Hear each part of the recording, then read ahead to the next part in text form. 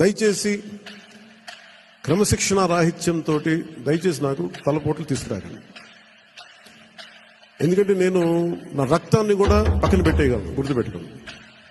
నా కుటుంబాన్ని కూడా పక్కన పెట్టేస్తాను. నేను జనం కోసం అయితే నా కుటుంబాన్ని కూడా పక్కన పెట్టేస్తాను.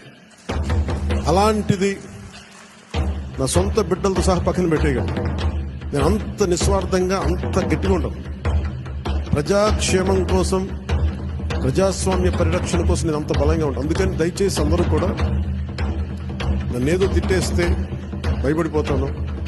నేను లేకపోతే ఇక్కడ గెలవం, పంచాయతీ ఎన్నికలు రావచ్చు, మున్సిపల్ ఎన్నికలు రావచ్చు, నా సత్తా ఏంటో అనుకునే వాళ్ళందరికీ కూడా ఏంటంటే సంతోషం. నేను అక్కడ దెబ్బతింటానికి సిద్ధంగా ఉంటాను తప్ప కాంప్రమైజ్ అవ్వడానికి నేను సిద్ధంగా ఉంటాను. ఏం పోతే చెప్పండి నాకు. ఈ రోజున 21 మంది ఎమ్మెల్యేలు, 2 మంది 2 ఎంపీలు అయ్యారు. ఇవన్నీ గెలవకపోతే ఏమన్నా అయిపోతాం.